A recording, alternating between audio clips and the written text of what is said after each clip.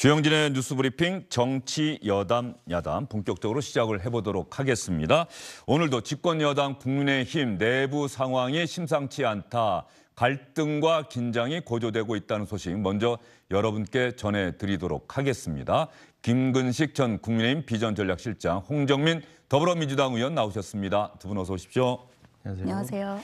김근식 전 실장님, 김근식 교수님, 국민의힘 내부 상황이 심상치 않다는 제 말이 맞는 겁니까? 틀린 말입니까? 맞는 것 같습니다. 예. 그래서 좀 착잡하고요. 좀 민망하기도 하고 국민 여러분들께 또 안타깝기도 합니다. 근데 이게 지금 집권 여당이 된 지 얼마 되지 않았는데 여당이 선거에서 이기고도 이런 내용에 자꾸 빠진 듯한 모습이 이게 확대가 되니까 국민들한테는 정말 죄송하다는 말씀 외에는 드릴 게 없고, 그것도 지금 당 대표와 관련된 이런 여러 가지 그 논란들이 지금 확산되고 있어서 네. 어서 빨리 이게 좀 사태가 어떻게 확산되지 않도록 하나씩 좀 실타래 풀듯이 좀 수습이 되기를 바라봅니다. 자, 이런 상황에서 이준석 국민의힘 대표가 오늘 오전에 또 SNS에 글을 하나 올렸는데요. 이준석 국민의힘 대표가 어떤 글을 올렸는지 한번 볼까요? 오늘 오전에 올린 글인데 말이죠. 시사 프로그램 패널, 자신이 예전에 이런 주영진의 뉴스브리핑 고정 패널도 하지 않았습니까? 그래서 이 시사 프로그램의 성격, 속성을 잘 안다. 이준석 비판은 아무리 해도 그다음에 괄호치고 나는 따로 방송국이나 패널에게 연락하지 않는데 다른 곳이라고 성역이 있어서는 안 됩니다. 여기서 다른 곳, 이 곳은 사람으로 해석을 해도 될 것 같습니다. 다른 사람이라고 성역이 있어서는 안 됩니다. 어차피 시청자와 청취자들이 판단하는 것 아닙니까? 라고 하면서 여기 빠진 내용이 있는데요. 저 화면 장제원 의원이 지금 화면에 나오고 있고 그 위에 시사 패널들은 누구를 비판하더라도 편하게 말씀하십시오. 어차피 시청자들이 판단할 일입니다. 그런데 저 아래 장제원 의원의 얼굴이 보여요. 이준석 대표가 장제원 의원과 연관된 어떤 기사를 링크했기 때문에 장제원 의원의 사진이 이준석 대표 글에 보이는 것이겠죠. 장성철 특임교수, 대구 카톨릭대 특임교수, 매주 수요일에 주영진의 뉴스브리핑에 나오는 장성철 교수가 SNS에 글을 올렸는데 그 관련된 기사를 누가 썼고 그 기사를 이준석 대표가 공유를 한 겁니다.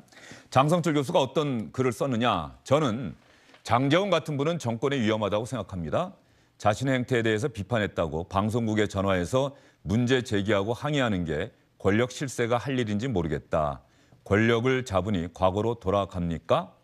여기 빠진 게 있어요. 장제원 의원님, 방송 못하게 하시면 안 할게요. 그리고 제가 뭘 잘못 말했는지 저한테 직접 전화해 주세요. 그러면 제가 바로 잡겠습니다. 이런 취지로 이야기를 했어요. 자, 장제원 의원, 아직까지 공개적으로 장제원 의원이 어떤 반응이 나왔는지는 나오지 않고 있는데 제가 장제원 의원과 잠깐 통화를 했는데 장성철 교수의 이 SNS 글과 관련한 이야기를 물어봤더니 터무니가 없고 어이가 없다. 그리고 대꾸하고 싶지 않다. 엑스파일 같은 거 얘기했던 사람이 하는 말에 대응하고 싶지 않다. 이런 취지로 이야기를 간단하게 했었는데 말이죠. 그리고 장제원 의원이 대단히 조심스러운 반응을 보이더라고요. 저는 무슨 얘기를 하더라도 지금 당내 사정이 여의치가 않아서 잘못 해석될 여지가 있다.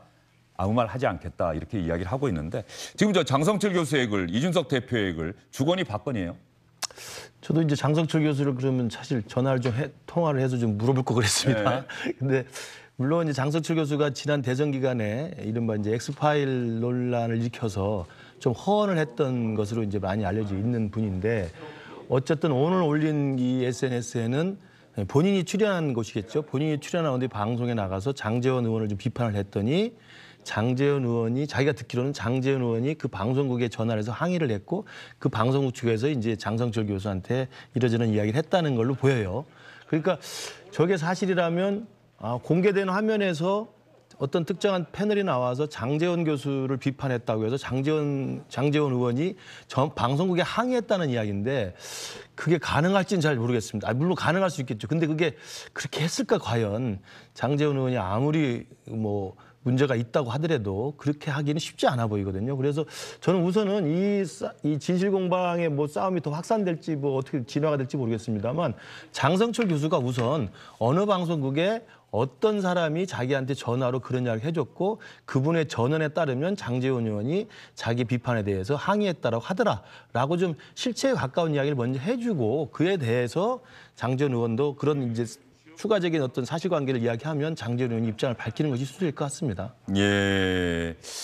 여당 내부 사정이 어쨌든 상당히 심상치 않아 보인다. 다음 달 7일로 예정된 이준석 대표에 대한 징계 논의 윤리위원회가 예정돼 있고요. 그날이 아마 고비가 될 것 같은데 그 7일을 앞두고 이준석 대표가 끊임없이 장제원 의원, 이른바 윤핵관 세력을 겨냥한 비판의 날을 세우고 있고 장제원 의원 어제 기자들 만난 자리에서 이런저런 이야기가 있습니다만 인수위원회 때 만든 100대 과제, 우리가 이런 데 집중해야 하는 게 집권 여당의 모습 아니냐. 그러면서 이준석 대표와 직접적으로 어떤 대립각을 세우려고 하는 모습은 보이지 않는데 지금 기사들은 다 장제원 의원도 상당히 비판적이다. 이준석 대표에게. 이렇게 기사가 계속 나오고 있는 것 아니에요?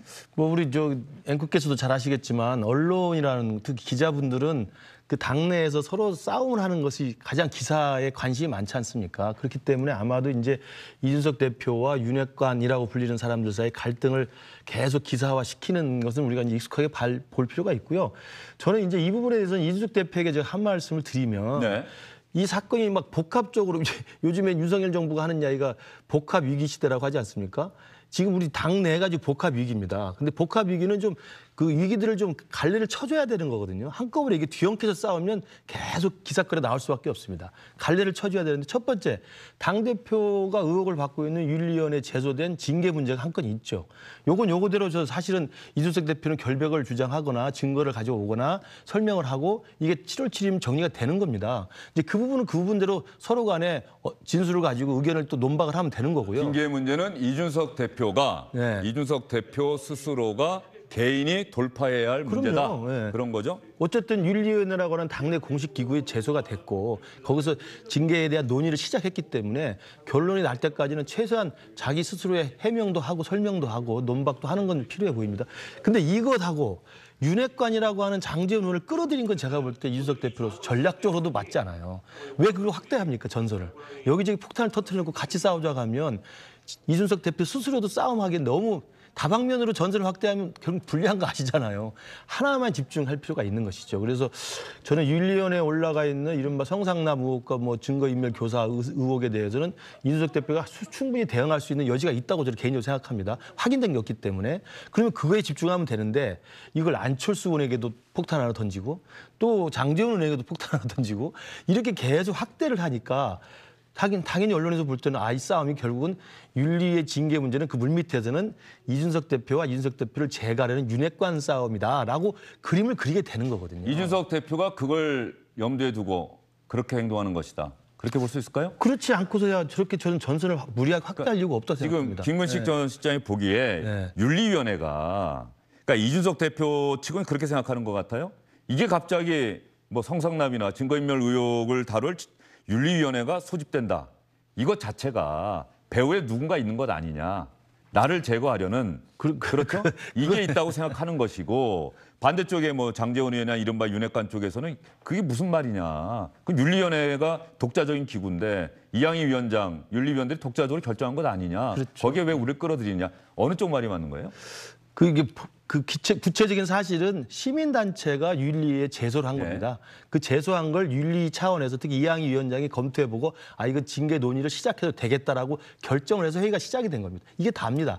그럼 거기에 그러면 시민단체 배후에 윤핵관이 있다든가 아니면 시민단체와 누구 윤핵관과 관련이 있다든가 이런 게 드러나면 이준석 대표 측에서 만약에 그런 오해를 하고 있다면 그게 사실일지 모르지만 그게 없는 이상에서는 이준석 대표가 징계 논의라고 한 축의 어떤 싸움의 털을 다시 또 윤핵관 싸움 털을 이렇게 바꿔놓는 것 자체는 제가 볼 땐 정치를 우리가 들여다본 사람 입장에서 보면 전술적 전략적으로도 바람직하지 않고 본인에게 유리하지 않다는 말씀을 드리는 거고요.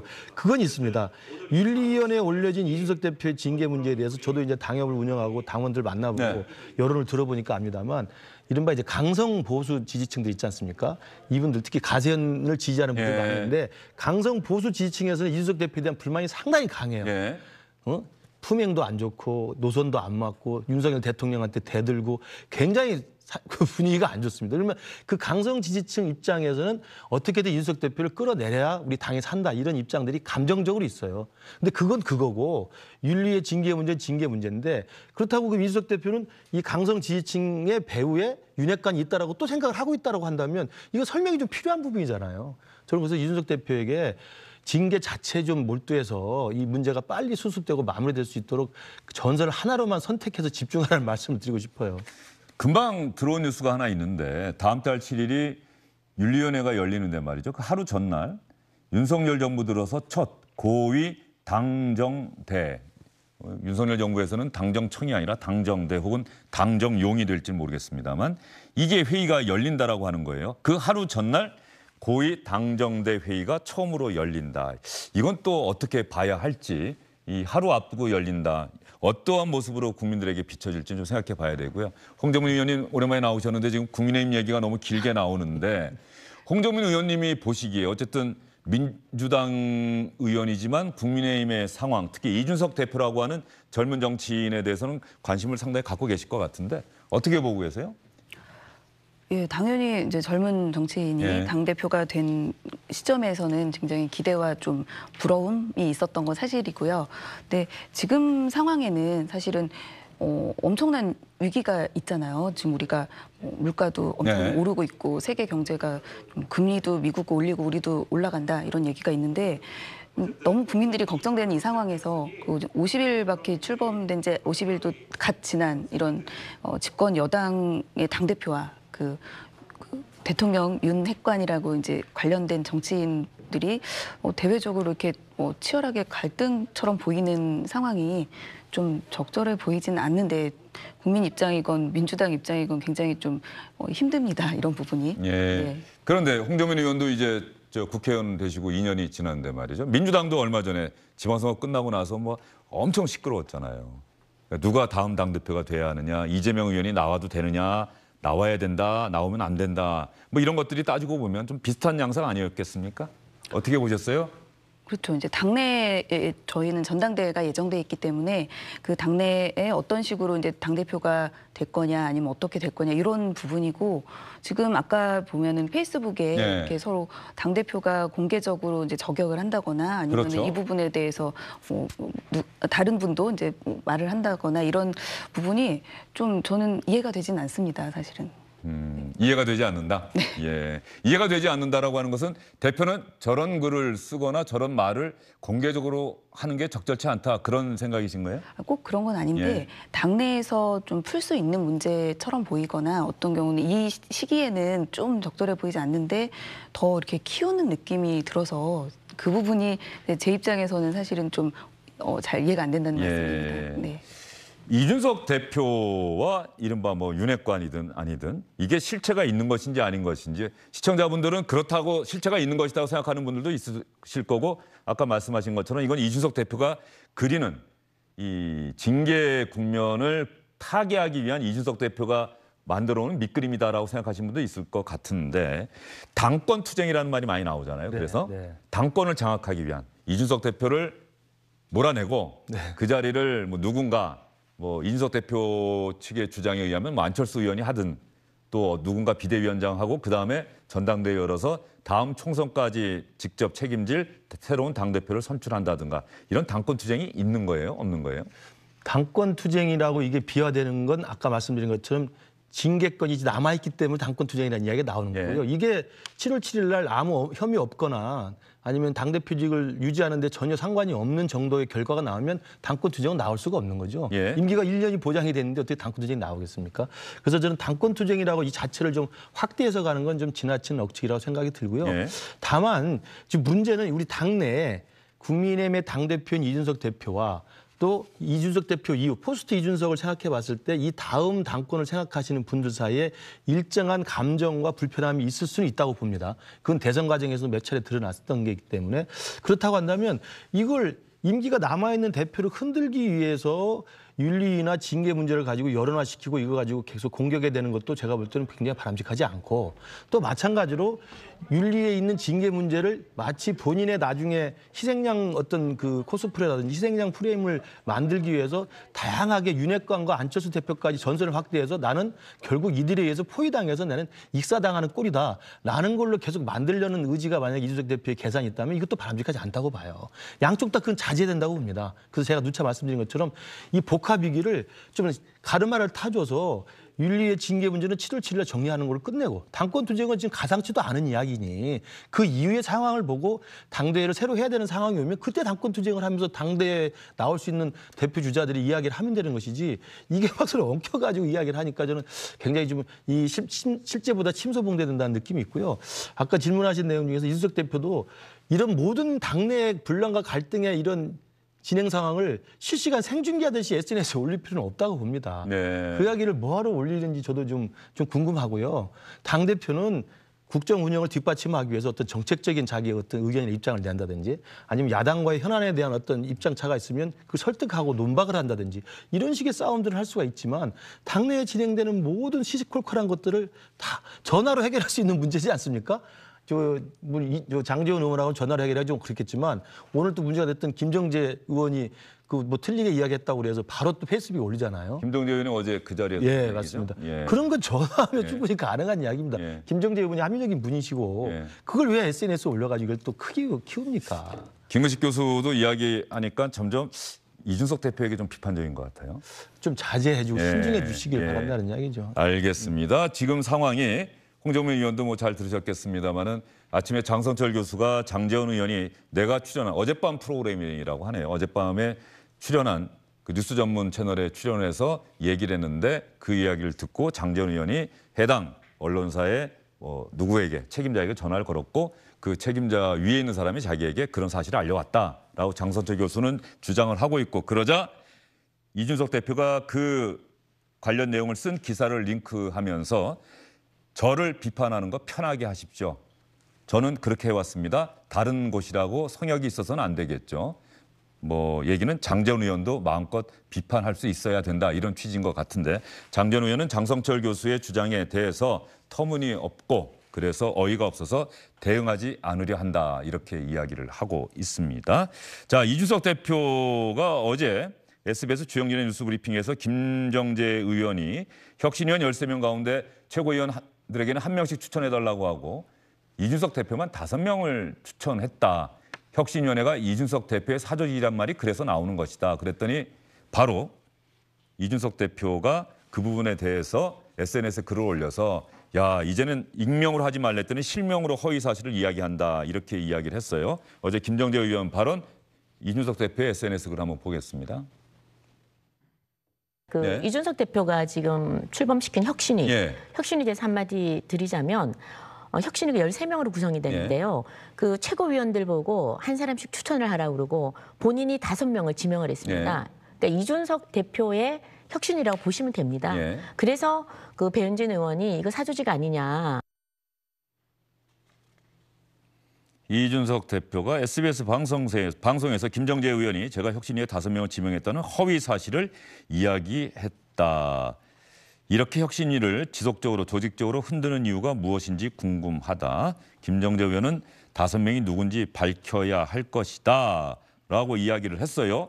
그랬더니 어제 이준석 대표의 이 SNS 글을 주영진의 뉴스 브리핑 끝나면서 또 제가 여러분께 소개해드리지 않았습니까? 김정재 의원이 어제 SBS 주영진의 뉴스 브리핑 끝나자마자 내가 착오가 있었던 것 같다. 이렇게 이준석 대표에게 사과하고 싶다. 사과하려고 전화를 했더니 통화가 되지 않았다. 이렇게 이야기를 했는데요. 김정재 의원의 이 이야기도 다시 여러분께 자세하게 전해드리도록 하겠습니다. 어제 제가 그 혁신위 위원 추천인에 대해서 제 착오로 잘 못 말씀드렸습니다. 그래서 방송 직후에 사실관계 확인하고 이준석 대표께 저의 착오에 대해서 말씀드리려 전화를 드렸는데 통화 연결이 안 됐습니다. 예, 그래서 어제 최재형 원장께 바로 전화를 드려서 자초지종 좀 설명드렸고요. 그 위원장님께서 상황 이해하시고 어제 언론을 통해서 그 오해였다는 점을 밝혀주셨습니다.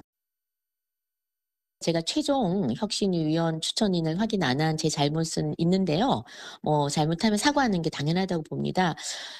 그런데 바로 이제 페이스북에 이걸 올려서 제가 사실은 좀 충격을 받았어요. 아마 그 바로 전화가 대표께서 왔더라면 제가 바로 수정도 하고 사죄도 드렸을 텐데 이걸 페이스북에 그렇게 올렸다는 것에 대해서는 저도 좀 놀라긴 했지만 뭐 그럼에도 불구하고 사실관계를 또 바로 잡는 것도 중요하니까 저희가 좀 더 신중하게 잘 해야죠.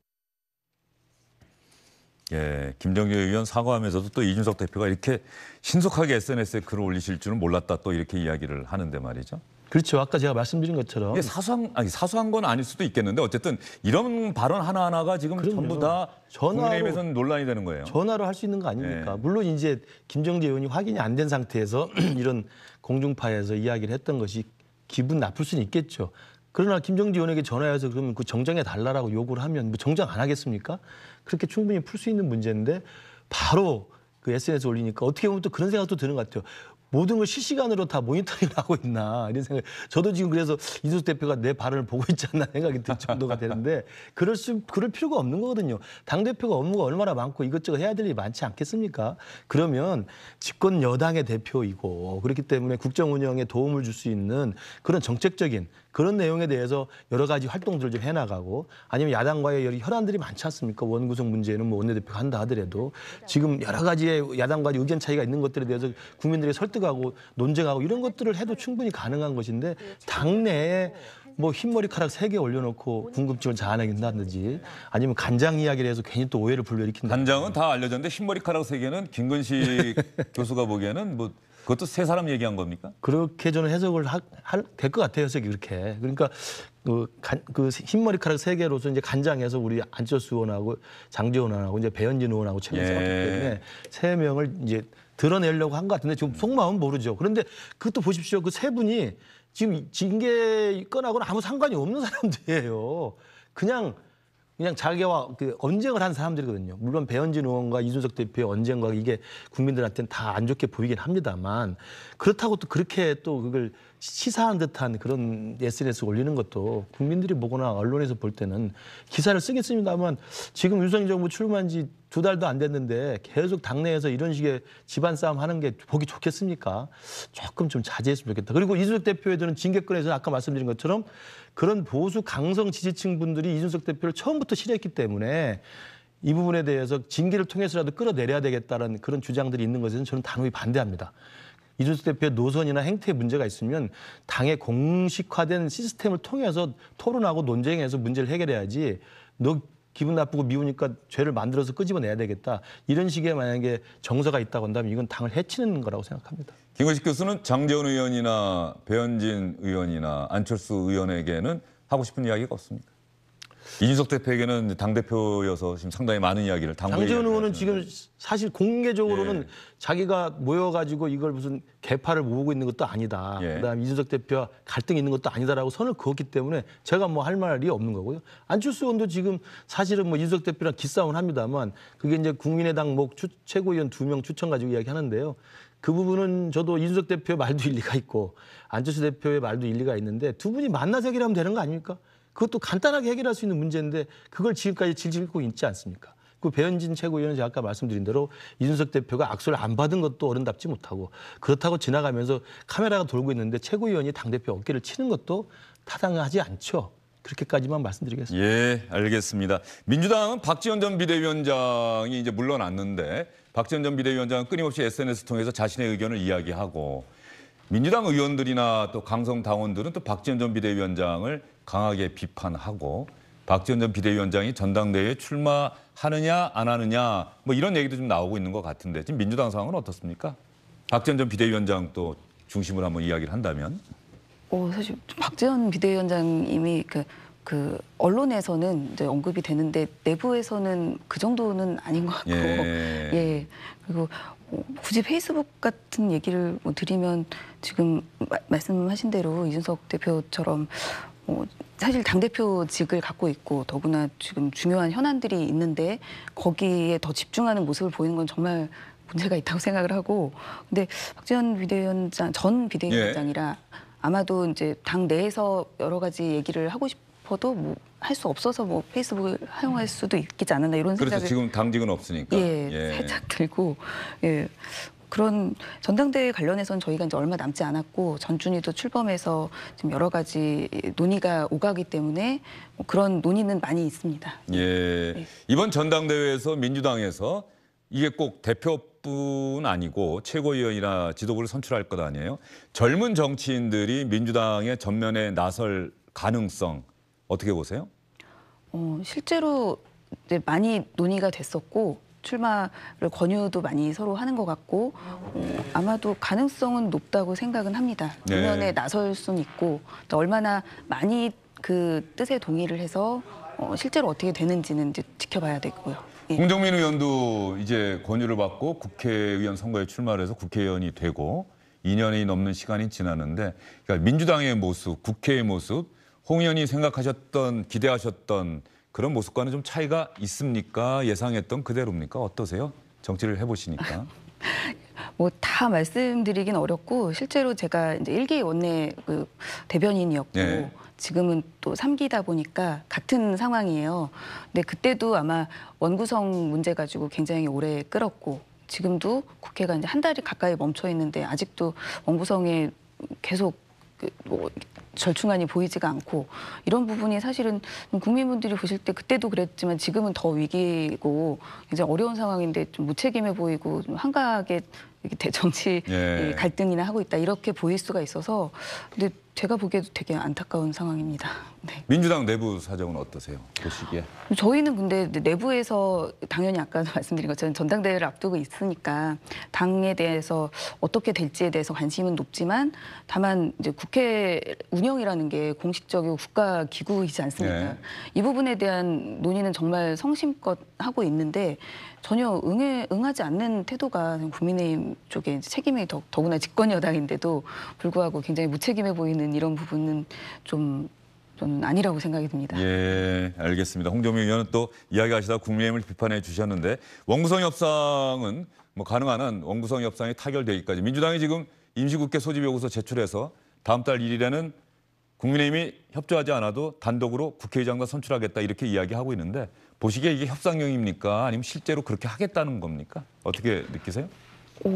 그러니까 제가 지도부가 아니니까 네. 실제 뭐 상황과 관계없이 그러니까 의원들의 분위기라든가 이거 어떻게 지금 그 사실은 저도 의원이지만 예. 상임위가 돌아가지 않고 있고 국회의장이라도 있어야 이제 국회 기구가 아마 7월 7일 정도에 다뭐 일몰이 돼서 정무직이 끝나는 것 같아요. 그러면 이게 뭔가 직은 유지를 해야 되고 그 직에 필요한 분들도 계시고 그걸 떠나서 당장 뭐 법안도 밀려 있고 정책이라든가 여러 가지 할 일이 많은데 이 부분에 대해서 당장 기한이 이미 많이 지났다라고 저는 생각이 들고 다음 달로 이제 임시 소집 요구를 한 거는 자체에 대해서는 맞지 않나라는 생각이 듭니다. 어쨌든 그때까지는 협상이 됐으면 당연히 돼야 한다라는 상황이고요. 예, 국회 원구성 문제는 말씀하신 것처럼 매번 반복되는 일이고 여당과 야당이 서로에게 책임을 미루고 있는 상황이고요.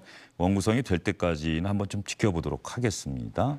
안녕하십니까, 주영진입니다. 더 많은 뉴스와 라이브 이벤트를 보고 싶으시다면 화면 오른쪽을 눌러서 구독해 주시기 바랍니다. 저희 SBS 앱을 다운로드 받으시면 뉴스 속보 알림도 받아보실 수 있습니다. 텔레비전으로도 SBS 뉴스, 유튜브로도 SBS 뉴스 잊지 마시기 바랍니다.